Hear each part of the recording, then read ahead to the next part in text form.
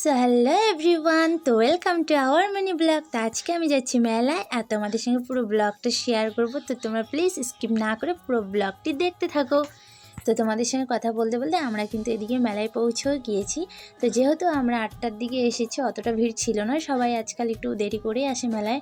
তো আমরা ভাবলাম কেন আবার মেলায় ঠেলা খেতে কে আসে, তার জন্য আমরা তাড়াতাড়ি এসে গেছি। তো মেলা তাড়াতাড়ি ঘুরে চলে যাব।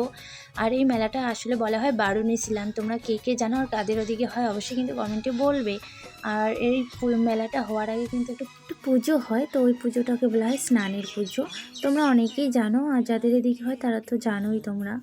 আর এখানে দেখো সবার প্রথমেই কিন্তু আমরা মায়ের দর্শন করতে আসলাম। মায়ের দর্শন করে নিয়ে তারপর না হয় মেলা ঘুরবো, তাই না? তো এদিকে মেলায় চলে আসলাম আর মেলা পুরো ফাঁকা, অনেক দোকান এসেছে। তবে আমরা তো তাড়াতাড়ি এসেছি যেহেতু, এর জন্য আর অতটা ভিড় তোমাদের শেয়ার করতে পারিনি। আর এদিকে দেখো দিভাইয়ের অবস্থা, প্রচুর হাসছে, বলে আমরাই কি এত তাড়াতাড়ি আসলাম।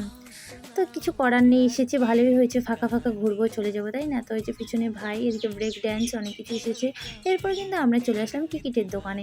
তো এখানে নাকি টিকিট ঘষলেই নাকি প্রাইস পাওয়া যাচ্ছে, ঠিক আছে। তো এখানে ভাই বলছে আমিও কাটবো, ও কাটলো, ও কাটার পর এখানে আমি কাটলাম, কাটার পর দেখো এখানে একটি মাত্র মগ পেয়েছি। তো এই মগ নিয়ে কোথায় যাব, আমাদের কেয়ারই দিল না, যেহেতু একটা মগ নিয়ে হাতে ঘুরতে ঘুরতে কিন্তু প্রচণ্ড লজ্জা লাগছে। তো দিদিভাইকে বললাম চল একটু কসমেটিকের দোকানে গিয়ে কিছু নিয়ে নিই। তো এখান থেকে আমরা একটা কেড়ে নিয়ে নেব, যেখানে আমি মগটা রাখতে পারবো। এরপর দেখো এখানে কি নিব না নিব করতে করতে ভাবছি না, কিছু তো একটা নিতেই হবে, যেহেতু আমার একটা কেরির প্রয়োজন, তাই না? তো এখানে ছোটোখাটো অনেকটা জিনিস নিয়ে নিচ্ছি। এখানে টিকিট ঘষে কিন্তু এসব আমরা পেয়েছিলাম, তো এগুলোর জন্য কেরির দরকার ছিল। এরপরে কিন্তু আমরা খেতে চলে এসেছি। তো এখানে খেতে বসে যেহেতু অর্ডার করা হয়েছে, সবাই খাবে, তো সবারই অর্ডার করা হয়েছিল, তো একটু টাইম লাগবে, যার জন্য একটুখানি আমি ভিডিও করলাম। তো সবার প্রথমে কিন্তু আমি মোমো নিয়েছি, মোমো আমার খুবই ফেভারেট।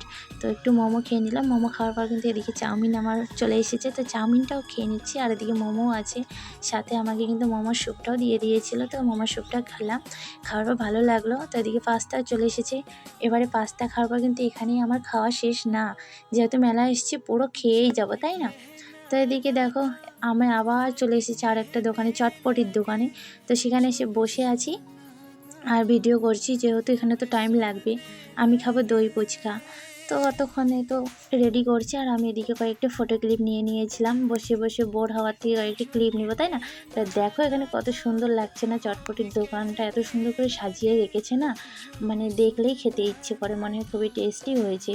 এরপরে তো দোকানে আমাকে রেডি করে হাতে ধরিয়ে দিল আমার ফুচকা, দই ফুচকা।